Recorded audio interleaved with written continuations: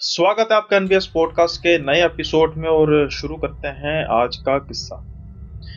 हुक्म सिंह जो ट्रक चलाने का काम करते हैं, वैसे तो इनकी जो शुरुआत थी वो क्लीनर से हुई थी, लेकिन धीरे धीरे ये ट्रक के मालिक बन गए।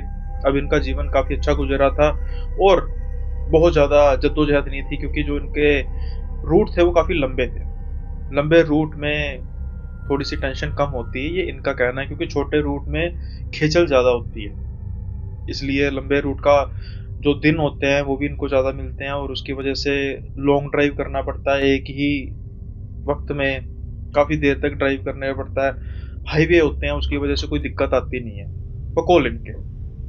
अब आमतौर पे क्या होता है कि किसी समय हमें मुसीबतों का पता भी होता है। जैसे कि हुक्म सिंह कहते हैं कि भाई, अब ट्रक ड्राइवर होने के पेशे से मुझे पता है कि रात में कुछ ऐसी सड़कें होती हैं जो बड़ी खौफनाक होती हैं, जहाँ पर मुझे पता है कि नहीं जाना होता। कई सड़कें ऐसी भी होती हैं जिनके बारे में हमें कुछ पता नहीं होता, लेकिन हम अवॉइड करते हैं रात को ऐसी सड़कों से गुजरना जहाँ पर सुनसान होने का, बहुत कम ट्रैफिक होने का अंदेशा होता है। या यूँ कहें कि हाईवे तो चलते रहते हैं, तो हम कभी शॉर्टकट के चक्कर में ऐसे सड़कों पर नहीं पाते जहाँ पर ना ही सिर्फ लूटपाट का डर हो, बल्कि कुछ ऐसी चीज़ों का भी डर हो जिन्हें हम भूत प्रेत कहते हैं। अब वो बकौल इनके कि ऐसा नहीं है कि कभी इनका टाकरा जो है ऐसी शक्तियों से नहीं हुआ। सड़कों पर इन्होंने कई ऐसी एंटिटीज देखी हैं, कई ऐसे प्रेत प्रेतनियां आत्माओं को आइडेंटिफाई किया है, जिनको देखकर इन्हें शत प्रतिशत महसूस होता था कि हाँ, ये तो प्रेत ही होंगे। क्योंकि कई बार इनको लगता था कि जो बिल्कुल साइड पे खड़ा हुआ है, वो उसके पैर जो हैं वो नजर ही नहीं आ रहे। एक बार तो ऐसा हुआ कि ये इनका ध्यान कहीं और था। ट्रक चलाते चलाते अचानक से इनका ध्यान पड़ा कि कोई बिल्कुल इनकी ही साइड पर खड़ा होकर ऐसे लिफ्ट के लिए हाथ कर रहा है और इनसे संभला ही नहीं गया। ये बिल्कुल उसके हाथ के पास से गुजरे, उसकी बाजू के पास से गुजरे, या यूं कहें कि बाजू से ट्रक आर पार हो गया। जब इनको लगा कि हो सकता है कि ऐसा कुछ एक्सीडेंट हो गया है, तो मैं तो गया भाई, टक्कर हो गई। टक्कर का एहसास भी हुआ, लेकिन जैसे ही इन्होंने स्पीड स्लो की, पीछे मुड़ के देखा, तो वो जो आदमी था ऐसे ही बस खड़ा हुआ हाथ हिलाए जा रहा था, मुंह दूसरी तरफ करके। यानी कि ये समझ चुके थे कि जो भी ये है, ये इंसान नहीं है। खैर, ऐसी जो हरकतें हैं, कई ऐसी जो दृश्य हैं, इन्होंने देखे हुए हैं और अब ये काफी हद तक इस चीज को लेकर यूज्ड टू थे। इनको डर कई बार बहुत लगता भी था, कई बार बिल्कुल नहीं लगता था। जब कोई ऐसी एंटिटी देख लेते जहाँ पर बहुत ज़्यादा भयावक दृश्य होता, उसका चेहरा कई बार बिल्कुल पिसा हुआ होता था, पिचका हुआ होता था, एक्सीडेंट की वजह से शायद कोई एक्सीडेंट हुआ और वो रूह भड़क रही है, तब ये डर जाते थे। अब अकेले ना होने की वजह से डर थोड़ा सा कम भी होता है, क्योंकि आमतौर पर जो क्लीनर है वो साथ में होते हैं, कोई दिक्कत नहीं होती। अब ऐसे ही इनका एक बार जो टूर था वो था लखनऊ से सूरत की ओर। लंबा रूट इनके लिए आम बात है, लेकिन आज के दिन कुछ परेशानी थी। अचानक से जो इनका क्लीनर था वो बीमार पड़ गया। अब ऐसी सूरत में इनका कहना होता है कि हमारे पास बैकअप होता है, हमारे पास कुछ ऐसे लिंक्स होते हैं कि जहाँ पर हम जो टेम्पररी तौर पर अपना साथ में क्लीनर होता है उसको उससे बात कर लेते हैं कि भाई तू आ जा। लेकिन समय कुछ ऐसा था कि ये बात बन ही नहीं पा रही थी। मैं बहुत ज़्यादा परेशानी में आ गया कि भाई, इतना लंबा सफ़र जो है वो मैं क्लीनर के बिना कैसे बिताऊंगा। ट्रक जो है वो कई बार क्लीनर चला लेता जब थके हो। सुनसान रास्ते, चाहे हाईवे भी हो, कई बार हाईवे के भी ऐसे समय में सुनसान रास्ते होते हैं जहाँ पर चाहते ना चाहते हुए भी डर तो लगता है। ऐसे में क्लीनर मदद करता है, ट्रक को वॉश करना, ट्रक को चेक करना, ढाबे पर रुकना, खाने वगैरह का भी बंदोबस्त क्लीनर वगैरह करता है। यानी कि ड्राइवर जो होता है उसको काफ़ी ज़्यादा हेल्प होती है। लेकिन अब ये लंबा सफ़र जो था वो बिना क्लीनर के होने वाला था, जिसकी परेशानी इनको काफ़ी ज़्यादा सता रही थी। लेकिन अब जो कॉन्ट्रैक्ट है वो तो करना ही पड़ेगा, उस पर वो मना तो कर नहीं सकते थे।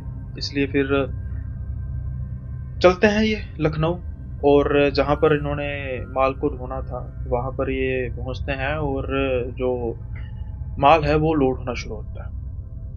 लेकिन जो इनकी परेशानी थी ना, वो तो जैसे यकायक खत्म ही हो गई। वो कैसे? कि जो कंपनी थी जिनका माल था, उन्होंने कहा कि हमारा एक आदमी है जो आपके साथ चलेगा और ये आपको असिस्ट करेगा इन केस। कई बार क्या होता है कि वहाँ पर जब माल को अनलोड करना होता है तो वहाँ पर इसको ये असिस्ट करेगा साथ में अनलोड करने में। कुछ इस तरीके की मशीनरी थी। ये खुश हो जाते हैं कि भाई चलो साथ में, मतलब क्लीनर नहीं है, कुछ ना कुछ तो है ना कोई तो है। अब ये राजू जो था, उस लड़के का नाम था, वो बैठ जाता साथ में और ये चल पड़ते हैं लंबे सफर की। अब जब सफर ये करते हैं शुरू, और सफर का जब कुछ ही समय बीतता है तो दोनों में काफी एक अच्छी सी अंडरस्टैंडिंग हो जाती है। बात करते करते ये पता लगता है हुकम सिंह को कि जो राजू है ये ट्रक भी चलाता है। ये अपनी जो इनकी कंपनी का है, जब इन्होंने कहीं पास के टाउन में कोई डिलीवरी देनी होती है तो ये ट्रक ही चलाता है। अब बातों बातों में जब ये बातें हो रही थी तो राजू कहता है कि कोई डरने की बात नहीं है भैया, मैं हूं ना, रेस्ट करने की जरूरत पड़ेगी ट्रक मैं चला लूंगा। अब जो इनका ट्रक था ये काफी हैवी था, मतलब हैवी लोडेड ट्रक था, जिसे ट्राला कहते हैं पंजाबी में। तो इनको इस चीज का डर भी था क्योंकि जो राजू ट्रक चलाता रहा है वो एक लाइट वेट ट्रक होता है। अब लाइट वेट ट्रक को हैंडल करना और हैवी वेट ट्रक को हैंडल करने में काफी फर्क होता है। लेकिन फिर भी कहीं न कहीं राजू की बातों में वज़न इतना इनको लगा, उसमें प्रोफ़ेशनलिज़्म इतना लगा। एक जैसे कोई होता है ना कि कोई सेम प्रोफ़ेशन के लोग बात कर रहे होते हैं और समझ पाते हैं कि सामने वाले पर्सन को कितनी नॉलेज है। उसके हिसाब से ये काफ़ी ज़्यादा निश्चिंत हो चुके थे कि भई ये ट्रक चला सकता है। लेकिन एक मन में व्यथा थी कि ट्रक दूँ या ना दूँ? ये व्यथा भी हालाँकि इनकी जाती रही क्योंकि ट्रक तो ये इनका अपना था, ओनर थे ट्रक के। ऐसा भी नहीं था कि भई ये मालिक क्या कहेगा, गुस्से होगा। तो जो इनका डिसीजन था लगभग लगभग बनते जा रहा था कि हाँ चलो ठीक है, देखेंगे जब थोड़ा सीधा रास्ता आएगा, जब ट्रैफिक कम होगी तो फिर मैं इसको ट्रक चलाने के लिए दे दूंगा। और ऐसा हुआ भी। कुछ समय बाद जब ये एक ढाबे पर खाना खाते हैं और उसके बाद फिर ट्रक की चाबी मिल जाती है राजू को। राजू अब ट्रक चलाने लग पड़ता है और वहीं दूसरी ओर हुकम सिंह काफी ज्यादा थक चुके थे और ये अब सोचते हैं कि भाई थोड़ा सा सुस्ता लिया जाए। ये ट्रक के जो पिछला कैबिन था, जो ट्रक के पीछे कैबिन होता है जहाँ पर रेस्ट करने के लिए जगह होती है, या वहाँ पर जाके लेट जाते हैं और राजू को कहते हैं कि भाई धीरे चला लियो। लेकिन किसी तरीके का कोई हुड़दंग नहीं, तेज चलाना है, कोई ओवरटेक करना, आराम आराम से मजे मजे से। कुछ देर तक ये सोने की एक्टिंग कर रहे थे, लेकिन साथ के साथ ही ये देखते जा रहे थे कि कहीं कुछ गड़बड़ तो नहीं करेगा।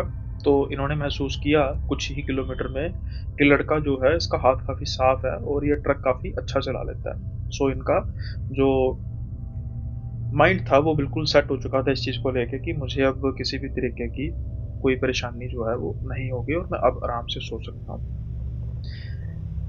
अब सोते सोते पता नहीं कितना समय हो गया होगा इनको, अचानक से एक ब्रेक लगती है जोर से और हिलते हैं ये, गिरते गिरते ही लगभग बचते हैं। दिमाग में सबसे पहले इनके ये बात आती है कि भाई यहाँ तो ये इसने किसी को ठोक दिया है, यहाँ तो फिर ये ठोकते ठोकते बचा है। ये जल्दी से अपने आप को सेट करते हैं, भाई क्या हुआ? सामने देखते हैं कुछ नहीं था। कहते क्या हुआ, कोई जानवर आ गया? जो राजू था ना बस खुली आंखों से सामने की तरफ देखी जा रहा था। ये राजू से पूछते हैं कि भाई क्या हुआ? तो राजू के जो हाथ थे ना जो स्टेयरिंग पर थे वो कम कबाए जा रहे थे। वो कुछ बोल ही नहीं रहा था। ये जल्दी से ट्रक से उतरते हैं और ट्रक की इधर उधर देखते हैं। कोई भी ट्रक के आसपास नहीं था, ना ही कोई ट्रक के नीचे था। यानी कि कुछ ऐसी घटना नहीं हुई थी जिनका इनको कोई अंदेशा हो रहा था। ये जल्दी से ऊपर जाते हैं, ट्रक के दोबारा अंदर जाते हैं और कहते हैं कि भाई क्या हुआ? राजू कह रहा था कि भैया वो औरत। तो ये इधर उधर देखते हैं तो कहते हैं तो क्या हुआ औरत? कहते नहीं नहीं, एक औरत थी जो मुझे लिफ्ट के लिए हाथ दे रही थी, लेकिन आपने मना किया था कि कोई भी लिफ्ट के लिए हाथ देगा किसी को भी हमने ध्यान नहीं देना और अपने काम से चलते रहना। मैंने भी ऐसे ही किया भैया, मैंने बिल्कुल भी ध्यान नहीं दिया, बस वो हाथ हिलाती रही और मैं चलता गया। तो ये कहते हैं तो अगर चलता गया तो क्या हुआ, बस ठीक तो है सब कुछ। कहते नहीं। कुछ समय बाद वो जो औरत है वो फिर से मुझे आगे नजर आई। मुझे लगा कि मेरा वहम होगा, कि ऐसा कैसे हो सकता है कि ट्रक जो है वो अमूमन कुछ 50-60 की स्पीड से चल रहा है और 5 मिनट आगे जाके सेम वही औरत इनको नजर आए। वहम समझकर ये फिर से आगे ट्रक चलाते हैं। राजू कहता है कि कुछ समय बाद वो औरत फिर से मुझे आगे नजर आई, ठीक उस तरफ, वो सामने पेड़ है ना जो, उस तरफ। अब ये देखते हैं कि उस हाईवे के थोड़े से साइड पे एक बरगद का पेड़ था जहां पर कोई भी इनको नजर नहीं आ रहा था। ये कहते हैं कि भाई मेरी बात सुनो राजू, कई बार ऐसे जो वहम है ना हो जाते हैं। कई ऐसी चीजें होती हैं जो हमें तो लगता है कि हमें हमें नजर आ रही हैं लेकिन सच में होती नहीं। अब ये साफ तौर पर उसको कह नहीं पा रहे होते कि भाई भूत प्रेत होगा। ये आमतौर पर सड़कों पर नजर आ जाते हैं ट्रक ड्राइवर्स को, तो इसको इग्नोर करके चलते हैं। लेकिन जो राजू की हालत थी ना वो कुछ ऐसी थी कि वो बस अपने शरीर को काबू कर नहीं पा रहा था और उसको बस एक चीज लग रही थी कि वो जो चीज उसने देख ली है, जब तक उसकी शंका का निपटारा नहीं होगा तब तक वो इससे आगे नहीं बढ़ पाएगा। ये बरगद के पेड़ की तरफ इधर उधर देखते हैं, इनको कोई भी नजर नहीं आती। फिर ये उसको दिलासा देने के लिए कहते हैं कि राजू तू एक काम कर, तू इस तरफ ही बैठ, यहाँ पर बैठा रहे, मैं उस पेड़ की तरफ देख के आता हूँ, कोई नहीं है यार। लेकिन राजू उसको जाने से रोकता हुआ कहता नहीं नहीं, वो बड़ी भयानक थी। जैसे जैसे वो आगे आगे बढ़ती जा रही थी ना, पहली बार में जब मैंने उसको देखा तो वो बिल्कुल ठीक थी। दूसरी बार में जब वो मुझे देख रही थी, उसकी मुस्कुराहट थी कुछ अजीब सी। तीसरी बार जब मुझे वो देख रही थी, उसकी मुस्कुराहट बड़ी डरावनी थी, आंखें उसकी थी ही नहीं। वो ना कोई इंसान नहीं है, वो कोई चुड़ैल है, कोई प्रेत है, वो आपको पकड़ लेगी। हुकम सिंह हंस के कहते हैं कि भाई कोई कोई बात नहीं, पकड़ लेगी तो मुझे पकड़ेगी, मैं देख के आता हूँ, हमारे लिए रोज का काम। हुकम सिंह उतरते हैं ट्रक से, बरगद की तरफ जाते हैं, थोड़ी देर टॉर्च मारकर इधर उधर देखते हैं, हंस के कहते हैं मुड़कर कि कुछ नहीं है, कहा था ना मैंने। अब जैसे ही हुकम सिंह उसको ये बात कह रहे थे ना, राजू की चीख निकलती है। बकौल राजू वो जो भी थी वो बिल्कुल उनके पीछे खड़ी थी। अब जैसे ही वो पीछे देखते हैं उनको हलचल तो महसूस होती है कि किसी तरीके की कोई हलचल हो रही है। कुछ ये डरते हैं, काफी हद तक इन्हें ये तो पता ही था कि कोई ना कोई दिक्कत परेशानी वाली बात तो है। अब ये थोड़ा सा आगे बढ़ना शुरू होते हैं उस बरगद के पेड़ की तरफ घूमने के लिए, कि मैं थोड़ा सा घूमूंगा, थोड़ी सी इसको और हो जाएगी, तसल्ली हो जाएगी कि भाई ऐसा कुछ नहीं है। लेकिन अब जब घूम के वो उस बरगद के पेड़ से दोबारा वापस आते हैं, जब ट्रक के पास पहुंचते हैं तो वहां पर राजू था ही। अब ये इनके लिए नई मुसीबत होगी कि भाई कहाँ चले गया, कुछ ही सेकंड पहले यहीं पर था, कहीं बाथरूम करने तो नहीं चला गया। नहीं, जितना वो डरा हुआ था ना वो यहीं पर कर देता बाथरूम, लेकिन बाहर जाने की हिम्मत तो कर ही नहीं सकता था। ये उसको आवाज लगाए जा रहे हैं कि राजू कहाँ पे है भाई, जल्दी चल, जल्दी कहाँ पे है तू, कहाँ घूम गया। ट्रक के अंदर, ट्रक के ऊपर, ट्रक के नीचे, आस पास कहीं पर भी राजू था ही नहीं। अब ये निश्चय करते हैं कि थोड़ी सी अंदर की तरफ जाया जाए, उसी बरगद के पेड़ के पास की जो झाड़ियां हैं, जो एक कह सकते हैं कि झाड़ियों का बहुत बड़ा एरिया था जहां पर ये इनको लग रहा था कि शायद उस तरफ ना गया होगा, लेकिन मैं तो अभी इस पार से ही तो गुजरा हूँ, यहाँ पर तो मुझे किसी के भी चलने की तो बिल्कुल भी अंदेशा नहीं हुआ, लेकिन आवाज बिल्कुल नहीं आई। लेकिन फिर भी जाकर देखते हैं, जब कोई चीज ना मिल रही हो फिर उसको हर जगह ढूंढा जाता है, वहां पर भी जहां पर उसके मिलने की उम्मीद ना हो, और कई बार वहां पर वो मिल भी जाती है। ऐसा ही हुकम सिंह के साथ भी होने वाला था। ये जाते हैं, अब इनको एक पेड़ दिखाई देता है। ये भी बरगद का पेड़ था जो कुछ ही दूरी पर था, लेकिन उस बरगद वाले पेड़ से काफी ज्यादा खतरनाक। इसकी जटाएं ऐसे लटकी हुई थी मानो जैसे किसी चुड़ैल के बाल। वो देखने में ही खतरनाक लग रहा था और उस पेड़ की खौफनाक मंजर को एक दृश्य और बढ़ा रहा था। वो दृश्य था, उस पेड़ के नीचे एक आदमी बैठा था जिसकी आवाज कुछ दूर से ही हुक्म सिंह को सुनाई देने लग पड़ी थी। वो मानो जैसे रोए जा रहा था, चिल्लाए जा रहा था, रोए जा रहा था, चिल्लाए जा रहा था। हुक्म सिंह उसको बखूबी पहचान पा रहे थे, वो राजू था। ये उसको दूर से ही आवाज लगा रहे थे कि राजू तू क्या कर रहा वहां पर बैठे, क्योंकि अब ये बेहद डर रहे थे, ये जानते हुए भी कि ये सब चीजें होती हैं और इनके लिए रोजमर्रा का काम है। आज इनको काफी ज्यादा डर लग रहा था, क्योंकि जो इनका क्लीनर होता था पता तो उसको भी था, जब ये कुछ ऐसी गायब गाय चीज देखते थे तो एक दूसरे की तरफ देखकर हंस पड़ते थे कि देखा फिर से नजर आ गया कुछ। लेकिन आज जो इनके साथ था वो इनके साथ पहली बार था और शायद आखिरी बार। और वो जो हरकत कर रहा था, किसी चुड़ैल, किसी प्रेतनी, किसी भूत से ज्यादा वो उनको डरा रही थी। वो बैठा हुआ था, इनकी तरफ पीठ थी और जैसा मैंने कहा कि रोए जा रहा था, चिल्लाया जा रहा था। अब ये धीरे धीरे उसकी तरफ आगे बढ़ रहे हैं। जैसे ये उसके पास पहुंचते हैं, उसके कंधे पर हाथ रखते हैं, लेकिन उसकी तरफ से कोई भी रिस्पॉन्स नहीं आता। अब ये डिसाइड करते हैं कि ये आगे की तरफ जाएंगे और जब ये आगे की तरफ जाते हैं तो देखते हैं कि राजू अपनी उंगलियों को चबा रहा है जिससे खून निकले जा रहा है।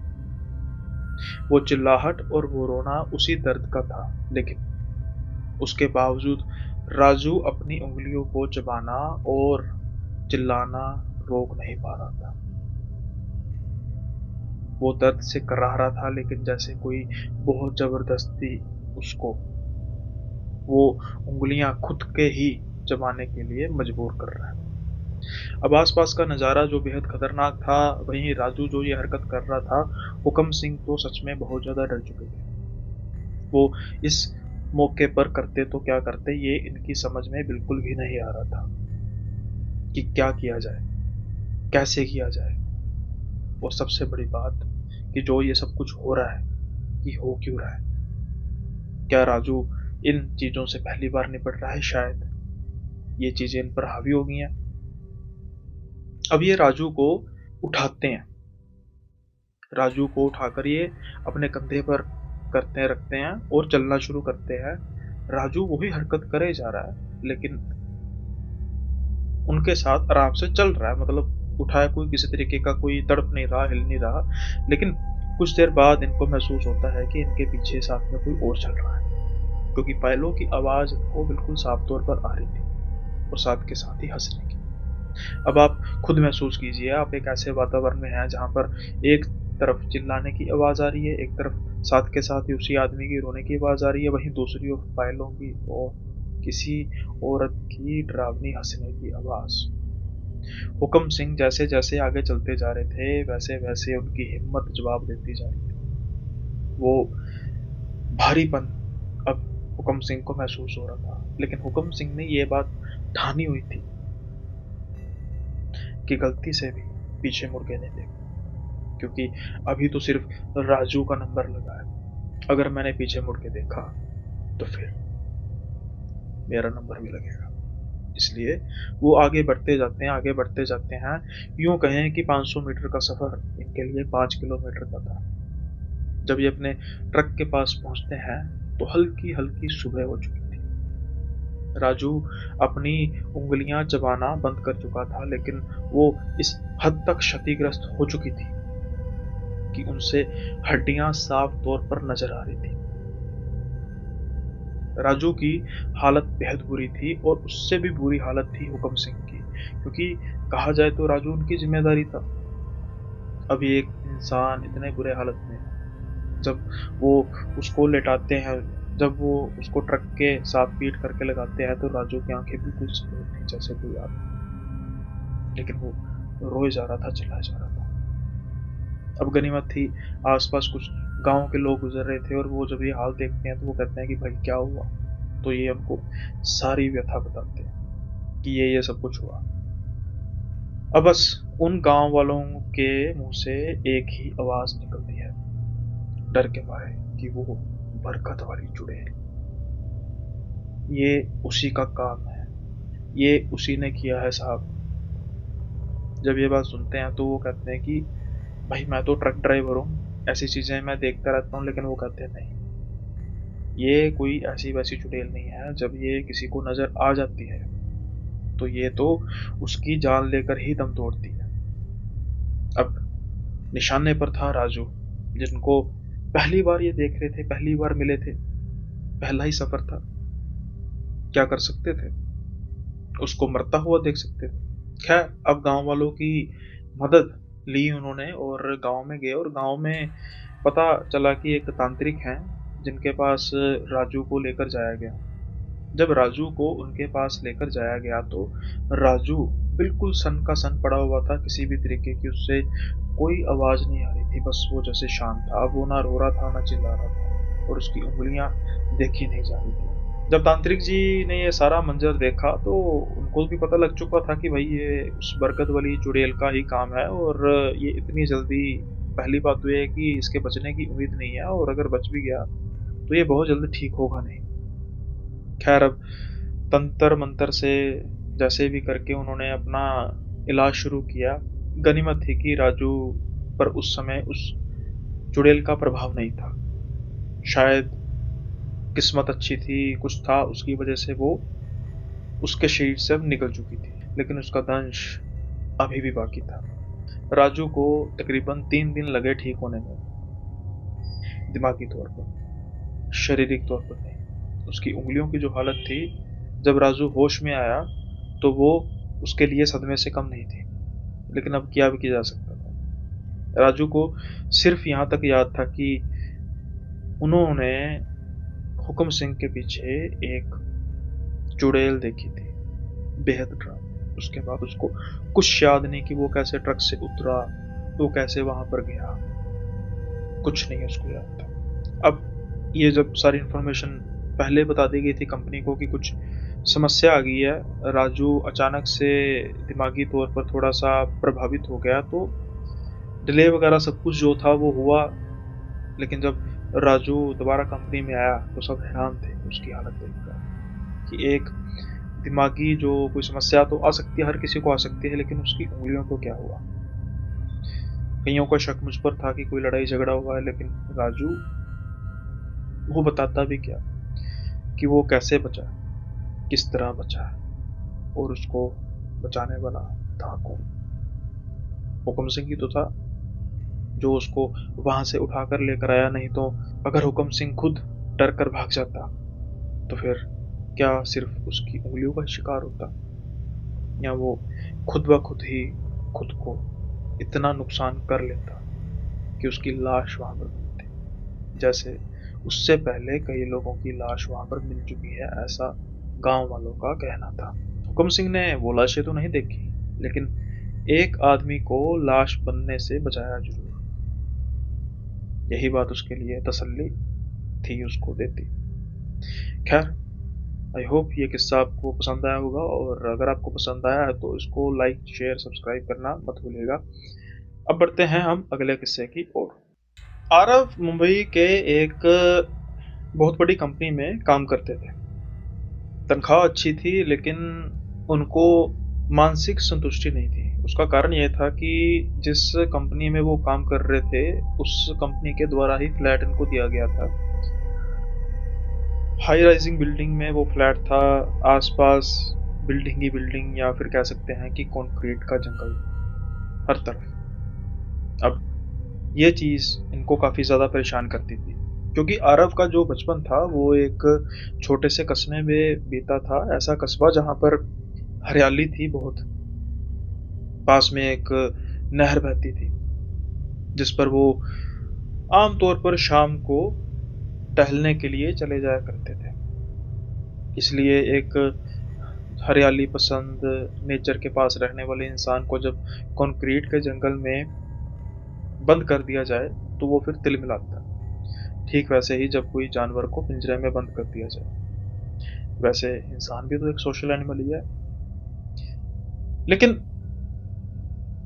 अब आरव काफी ज्यादा खुश थे कुछ दिनों से।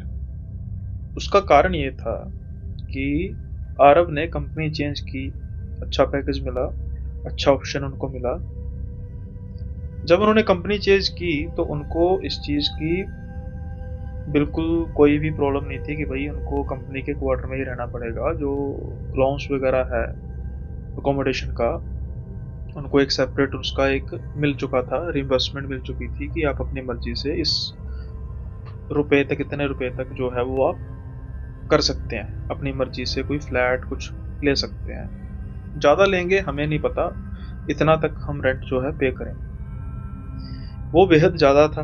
अब आरव ढूंढने लगते हैं एक ऐसा फ्लैट या फिर एक ऐसा घर जो इनको ना ही सिर्फ अच्छा लगे बल्कि आसपास की लोकेलिटी भी उसकी अच्छी हो, कम से कम थोड़ी बहुत तो हरियाली हो। इनको फ्लैट मिल भी जाता है। अब आप सोचेंगे कि मैं फिर कहूँगा कि इनको फ्लैट की हिस्ट्री पता कर लेनी चाहिए थी। सब पता किया, ए टू जी सब पता किया। इस फ्लैट में जो पहले रहते थे बड़े खुशी खुशी आए थे और खुशी खुशी गए। यानी कि जब वो आए थे तो उनकी नौकरी के बाद जब वो नौकरी करते थे, हालांकि तब भी उनकी सिचुएशन ठीक थी क्योंकि फ्लैट का रेंट काफ़ी था। लेकिन जब वो गए तो फिर अपनी संपत्ति को दुगनी तिगनी करके गए और अपने घर में ही गए, इस तरीके का कुछ। अब सब कुछ ठीक था, फ्लैट ठीक था, और सबसे बड़ी बात एक कि इनको एक बहुत बड़ा गार्डन मिला साथ में, पार्क मिला साथ में, जहाँ पर ये रात को शाम को जब जॉब से फ्री आएंगे टहल सकें। क्योंकि ये अकेले रह रहे थे और दूसरी कंपनी में इनके जो वर्किंग आवर्स थे वो काफ़ी लेट तक चले जाते थे, जिनकी वजह से बस सुबह गए रात को आए और यही रूटीन है, बस कोई और रूटीन नहीं। लेकिन यहाँ पर ये हार्डली 5 बजे के आसपास फ्री हो जाते थे। अब फिर उसके बाद ये 6 साढ़े 6 बजे उस पार्क में जाते। उस समय थोड़े से लोग भी कम होने शुरू हो जाते थे क्योंकि ये तब का समय था मुंबई में जब बारिशें होती हैं, यानी कि अमूमन मई से लेकर जुलाई अगस्त के बीच का समय था। तो जब बारिशें होती हैं तो फिर पार्क के जो लोग बारिश होते होते कम हो जाते हैं, लेकिन इनको स्पेशल शौक था बारिशों में। अब बारिश चाहे जितनी मर्जी तेज होती थी तो ये छाता लेकर बस बैठकर एंजॉय करते थे पार्क को। तब तो कोई होता नहीं था। फिर कई बार क्या होता था कि जब बारिश पड़ते पड़ते एकदम से बंद हो जाती, जो मुंबई की खासियत है, तो ये छाता साइड में रखते और वॉक करना या जॉगिंग करना शुरू कर देते। कुछ समय ऐसा चलता रहा और जब ये मौका होता, जब बारिश तेज होने के बाद बारिश थम सी जाती, तो उस समय ये अकेले ही होते थे। लेकिन कुछ समय से ये नोटिस कर रहे थे कि जब ये अकेले होते थे ना, एक आदमी इनके साथ जॉगिंग करना शुरू कर देता है। कहाँ से आता है, पहले कभी इन्होंने इनको देखा नहीं था। अब जब वो धीरे धीरे इनके साथ जॉगिंग करनी शुरू कर देता है, इनके साथ बातचीत होनी शुरू हो जाती है, तो थोड़ा बहुत ये अपना बैकग्राउंड बताते हैं। अब जब बैकग्राउंड अपना बताते हैं, थोड़ी बहुत दोस्ती वगैरह हो जाती है। हालांकि उस दौरान इन्होंने फ़ोन नंबर इनका मांगा नहीं था और ना ही उसने, जो भी वो व्यक्ति था, इन्होंने उसने इसका फ़ोन नंबर मांगा था। अब एक बात ये नोट करते हैं कि कई बार ये जाते तो उनको वो आदमी नजर नहीं आता था। नॉर्मल बात है, हो सकता कि उस दिन आता ना हो। कई बार जब ये नहीं जाते तो वो आदमी कंप्लेन करता कि मैं आया था, तुम क्यों नहीं आए। वो आदमी रह रह के इनको कहता था कि रात तक बैठेंगे इस पार्क में, किसी समय रात के समय में बैठेंगे, बातें करेंगे। इनको ये बात काफी अजीब लगती थी। अब वो बात मैं पीछे छोड़ चुका हूँ, लेकिन उसका जो मतलब है वो आपको आगे जाके पता लगेगा कि कई बार वो आदमी इनको नजर नहीं आता था। इसमें कोई अनयूजुअल बात क्या है। लेकिन जब ये नहीं आते थे फिर वो आदमी कंप्लेन करता था कि आप उस दिन क्यों नहीं आए। यह भी कोई अनयूजुअल बात नहीं है। लेकिन कड़ियाँ जो है कुछ इस तरह जुड़ी हुई हैं कि जब इस चीज का, इस असलियत का आरब को पता लगता है तो उनके रोंगटे खड़े हो जाते हैं। वो कैसे? ये सिलसिला चलता रहता है। आरव कई बार नहीं आते थे क्योंकि वो कई बार थके होते थे, इसलिए वो फिर नहीं आते थे। फिर क्या होता था कि कई बार वो अपनी गर्लफ्रेंड से बात करते थे, तो वो इस चीज़ को लेकर अवॉइड फिर पार करते थे कि भाई आज गर्लफ्रेंड से बात हो रही है, तो मैं अगर पार्क में जाऊंगा वहां पर वो भाई साहब होंगे, तो उनके सामने बात नहीं हो पाएगी। कई बार जब वो जाते थे, मेन चीज, वो आदमी तब उनको नहीं मिलता था। वो चीज आरव अब बाद में नोटिस करते हैं, तब जब ये उनके साथ एक वाक्य होता है। क्या वाक्य होता है? आरव और वो आदमी, बहुत तेज बारिश हो रही थी, दोनों छाता लेकर बैठे हुए थे, बेंच पर बैठे बात कर रहे थे। आरव, अचानक से आरव का फोन बज उठता। अब आरव ने वो फोन एक पॉलिथीन में बंद किया था। वो जेब में हाथ डालते हैं, फोन बजते जा रहा था। कुछ समय उस पॉलिथीन को खोलने में तो लगेगा ही, कुछ सेकंड। फोन बजे जा रहा था। आरव फोन बाहर निकालते हैं और जैसे ही वो इस तरफ देखते हैं, वहां पर सिर्फ छाता पड़ा था, आदमी का है।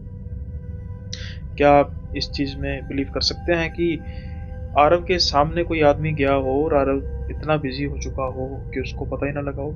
या फिर इतनी तेज बारिश में अगर कोई उठेगा जहां आरव के पार्क के बिल्कुल पास पानी भी जमा हो चुका था हल्का हल्का, कोई चलेगा उसको चलते हुए नजर तो आएगा? वहां पर सिर्फ छाता पड़ा था और आरव बड़ी आंखों से देखे जा रहे थे कि ये हुआ क्या। अब फोन बजे जा रहा था और आरव भी सरपट भागते हैं अपने घर की तरफ। फोन अभी भी बजे जा रहा था, बार बार रिंग बजे जा रहे थे। आरव किसी तरीके से अपने आप को तसल्ली देते हैं, वो अचानक से हाथ लगाते हैं अपनी छाती पर। वो चीज भूल चुके थे आज। क्या भूल चुके थे? जल्दी से वो बेड की तरफ जाते हैं और वहां पर एक लॉकेट पड़ा हुआ था, बजरंगबली का। जल्दी से उसको धारण करते हैं, आसपास देखते हैं, फोन फिर बजे जा रहा था। अब आरव एक चीज नोट करते हैं कि फोन बजने से क्यों वो आदमी गायब हो गया। आप भी सोच में पड़ रहे होंगे। और आरव ने जल्दी से अपनी छाती की तरफ क्यों देखा और उसको ऐसा क्यों लगा कि मैंने लॉकेट धारण नहीं किया, क्योंकि जो वो कड़ियां थी अब बिल्कुल पास में आके जुड़ेंगी। क्या थी वो? अब वो कड़ी थी कि जब आरव का फोन बजा, अभी कुछ ही दिन पहले उन्होंने एक रिंगटोन लगाई थी हनुमान चालीसा की। जैसे ही हनुमान चालीसा बजना शुरू हुआ, वो आदमी गायब हो गया। अब आरव ये नोटिस कर पा रहे थे कि कई बार जब वो पार्क जाते थे तो उनके गले में जो हनुमान जी का लॉकेट होता था ना, वो उतारते थे गलती से। जब उतारते थे नहाने के समय में, वो दोबारा पहन नहीं पाते थे। जब जब वो बिना लॉकेट के उस पार्क में जाते थे, उनको वो नजर आता था। वो कहता था कि रात तक बातें करेंगे, रात तक बैठो। और जब भी वो लॉकेट पाकर डालकर जाते थे, वो उनको नजर नहीं आता था। और आज उन्होंने लॉकेट तो नहीं डाला था, लेकिन जैसे ही हनुमान चालीसा की धुन बजी, वो देखते ही देखते गायब हो गया। तो फिर एक शख्स जो गायब हो जाए देखते ही देखते, उसको इंसान कहा जा सकता है? वो प्रेत था। आरव हनुमान जी में बहुत विश्वास रखते हैं, इसलिए फिर वो भागे भागे जाते हैं मंदिर में, जो पास में ही मंदिर था। और उनके पुजारी पुजारी से इनकी अच्छी जान पहचान हो गई थी और ये सारे का सारा किस्सा उनको बताते हैं, क्योंकि आरव को डर लग रहा था सच में। और वो कहीं हद तक उनको बुखार वगैरह भी, जो नॉर्मल फिनोमेना होता है ऐसी चीजों से डील करने के बाद। वो पुजारी थे, भगत थे और ध्यान लगाने में माहिर थे। कुछ समय तक वो ध्यान लगाते हैं और वो कहते हैं कि वो जो था, वो प्रेत था जो तुम्हें दोस्त बनाना चाहता था। अब नुकसान करना चाहता था ये नहीं, लेकिन उसको एक साथ की जरूरत थी। अब वो साथ कैसा चाहता था, कि तुम्हारी आत्मा के साथ या तुम्हारा, ये तो पता नहीं, लेकिन बहुत जल्दी सब कुछ ठीक हो गया महाबली हनुमान जी की कृपा से। नहीं तो बात काफी आगे तक जा सकती थी। हो सकता है कि तुम्हारी जान भी चली जाती। अब आरव महसूस कर रहे थे कि हनुमान जी ना होते तो हो सकता है कि किसी रात को मेरी लाश वहां पर पड़ी होती। सो आई होप यह किस्सा आपको पसंद आया होगा, और पसंद आया है तो भाई मर्जी है अपनी, जय बजरंगबली लिख सकते हैं। नहीं तो लोग कहते हैं कि भाई तू कमेंट में भीख मांगता है कि जय बजरंगबली लिखो, इतनी बार लिखोगे नहीं तो शेयर करोगे तो अच्छी खबर। भाई मैं इन चीज़ों में विश्वास नहीं रखता। हर एक के इंसान के लिखने का अपना मन होता है, वो चाहे तो लिख सकता है, नहीं भी लिखेगा तो जो हमारे भगवान है वो ऐसा कुछ अपने रिकॉर्ड कर कर नहीं बैठे हुए कि जो मेरा नाम लेगा मैं उसी को सब कुछ दूंगा, चाहे जितने मर्जी बुरे कर्म कर ले। जो मेरा नाम नहीं लेगा मैं उसको कुछ नहीं दूंगा, चाहे वो जितने मर्जी अच्छे कर्म कर ले। At the end Karma he matter करता है। इसलिए आपकी मर्जी है भाई कि अगर आप चाहें तो जय बजरंगबली लिख सकते हैं कमेंट बॉक्स में। किसी तरीके की कोई मैं आपको लानत नहीं डाल रहा कि गर्व से ये कहो गर्व से वो कहो। परमात्मा का नाम है, ले लोगे तब भी परमात्मा को बुरा नहीं लगेगा, नहीं लोगे तब भी। नियत साफ होनी चाहिए। अब हम बढ़ते हैं अगले किस्से की ओर। कई किस्सों में मैं बात करता हूँ कि नाना नानी दादा दादी की कहानियाँ, भूत प्रेतों की कहानियाँ बताते हैं। लेकिन जो ये किस्सा है तो ऐसा ही किस्सा है जहाँ पर बच्चे बड़े चाव से नाना जी के घर जाते हैं, नानी जी के घर जाते हैं, लेकिन इनके साथ कुछ अलग ही हो जाता है। रूपाक्षी जो है वो बेहद प्यार करती है अपने नाना नानी से। जब भी गर्मियों की छुट्टियां आती हैं ना, वो तो बस भागती है कि मैं अपने नाना नानी जी से मिलूंगी। उसकी इच्छा जो है वो बहुत ज्यादा तीव्र होती है। कजन्स भी होते हैं उसके, वो नहीं उसको शौक कोई, हालांकि 12-13 साल के आसपास उम्र है।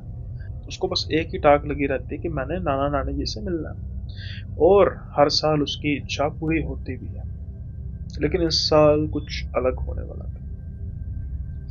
रूपाक्षी जाती है अपने नाना नानी जी के घर, बेहद खुश होती है, उसके नाना नानी भी बेहद खुश होते हैं। कुछ दिन बहुत अच्छे बीतते हैं, सब कुछ ठीक ठाक होता है। अब रूपाक्षी की आदत थी कि वो अपने नाना जी के साथ ही सोती थी, कभी नानी जी के साथ कभी नाना जी के साथ। तो आज भी रोजमर्रा की तरह बातें हुई, खाना खाया, कहानियां किस्से सुनाए गए, और रूपाक्षी नाना जी के साथ जाके सो जाती है। कुछ समय हुआ होगा, अचानक से एक आवाज से रूपाक्षी की जाग खुलती है। रूपाक्षी क्या देखती है कि उसके जो नाना जी है ना, वो दरवाजे के बिल्कुल पास खड़े हैं। जो उनके कमरे का दरवाजा था ना, बीच में खड़े हैं बेसिकली। अब इनको काफी अजीब लगता है कि ऐसा कैसे, मतलब वो क्या कर रहे हैं, खड़े हैं। मतलब एक तो होता ना इंसान के, चलो पास कर गया है, वापिस आ रहा है, बस खड़े हैं। ये हल्के से आवाज लगाती है कि बाबूजी। बाबूजी कहती थी कि बाबूजी। बाबूजी सुनते नहीं। फिर से ये आवाज लगाती है, बाबूजी। बाबूजी सुनते नहीं। एक बार फिर से आवाज लगाती है तो बाबूजी इनकी तरफ पलट के देखते हैं और बस ऐसे हाथ हिलाते हैं।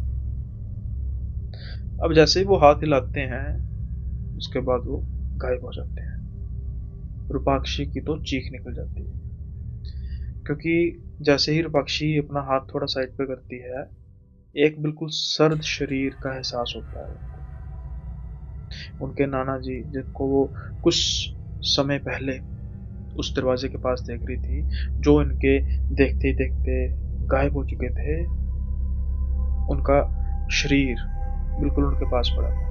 जैसे ही रूपाक्षी चीख मारती है, सभी भागे भागे आते हैं और वो पूछते हैं जी क्या हुआ। वो सारी बात बताती है। अब जब नाना जी के पास जाया जाता है, उनको हिला के देखा जाता है, शरीर उनका सर्द पड़ चुका था और ये बात जाहिर थी कि अब वो नहीं रहे। रूपाक्षी को ये उनके नाना जी का अलविदा था। एक ऐसी रूह जो बस आखिरी बार उनको मिली, गुड बाय किया और चली गई। हर जो किस्सा होता है डरावना नहीं होता, लेकिन कुछ ऐसे किस्से होते हैं जो मन को झंझोड़ कर रख देते हैं। ऐसा ही किस्सा तो है ये, जब जिससे आप बेहद प्यार करते हैं, वो आपको जाते जाते आखिरी बार सलाम दे गया, आखिरी बार आपको अलविदा कह गया, आखिरी बार आपसे मिल गया। अब मृत्यु तो है ही, वो तो एक दिन सबको आनी आनी है।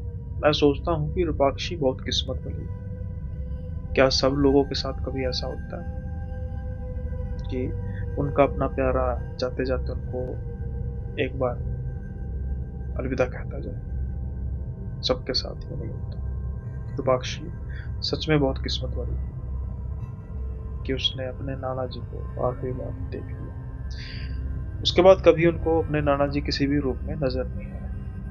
आज रूपाक्षी बड़ी हो चुकी है, उनके बच्चे भी टीन एज में हैं, लेकिन वो दृश्य कभी रूपाक्षी भूल नहीं सकती।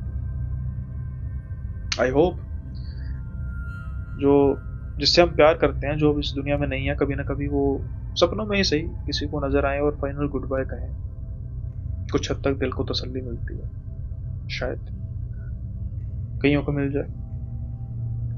आई होप ये किस्सा आपको पसंद आया होगा, और आपको अगर ये किस्सा पसंद आया है तो चैनल को सब्सक्राइब जरूर कीजिए, वीडियो को लाइक जरूर कीजिए, और हो सके तो कमेंट में भी जरूर लिखिए कि भाई क्या आप ऐसी ख्वाहिश रखते हैं कि आपके चाहने वाला जो अब इस दुनिया में नहीं है, वो भी आपको एक फाइनल गुड बाय कर सपने में ही सही। क्या आप उनको ऐसे देखना चाहेंगे, या फिर जहां पर है वो वहां पर ठीक रहे? अब वक्त हो चला है आज के जो एपिसोड है इसको यहीं पर ख़त्म करने का, लेकिन जैसा कि आपने पिछले पॉडकास्ट में अनाउंसमेंट सुनी होगी जो मैंने की थी, और इससे पहले मैं काफ़ी एपिसोड्स में कह रहा था कि भाई मैं अप्रैल में एक नया इनिशिएटिव शुरू कर रहा हूँ, और वो इनिशिएटिव आपको पता लग ही गया होगा कि क्या इनिशिएटिव है।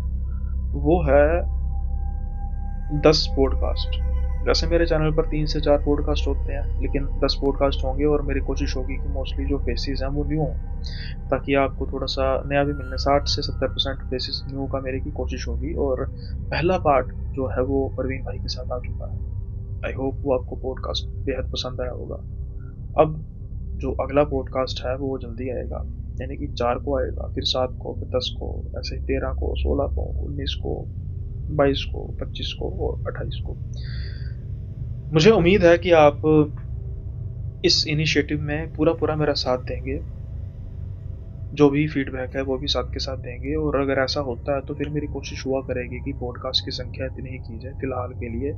इसी मंथ होगी, अगले मंथ से फिर वही 4 या 5 होंगे, लेकिन रिस्पॉन्स अच्छा मिला तो फिर मेरे पास दिखाने के लिए बहुत कुछ होगा।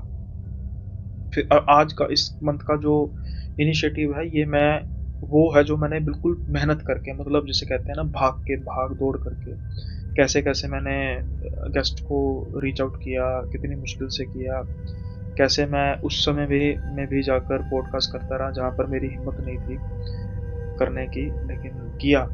और ये सब इसलिए किया क्योंकि मैं नहीं चाहता कि जो ये चैनल है ना, ये एक पॉइंट पे जाकर बोरिंग बन जाए। कहानियां हर रोज आ रही हैं, रोज का काम है यार, कुछ अलग होते रहना चाहिए। और आप इतना प्यार देते हैं मुझे, तो मेरा भी एक फर्ज है कि आपको भी एक वैरायटी दी जाए चैनल में, एक ही तरह का कंटेंट ऐसा ना दिया जाए। तो कुछ और भी प्लानिंग है जो मैं अगले एपिसोड में आपसे डिस्कस करूंगा कि कंटेंट को लेकर भी हम कुछ चेंज करें या ना करें, तो उसके बारे में भी डिस्कस करेंगे। मेन तो हॉरर ही रहेगा, लेकिन उसके साथ सो आई होप आप समझेंगे, और अगले वीडियो में इसके बारे में चर्चा करेंगे। तो जल्दी ही अगले वीडियो में मिलेंगे नए किस्सों के साथ। इस वीडियो को अभी ही विराम लगाते हैं, और इस आशा के साथ कि जो अगले किस्से होंगे वो और भी बढ़िया होंगे। मिलेंगे अगले वीडियो में, तब तक के लिए बाय बाय, अपना ख्याल रखिएगा।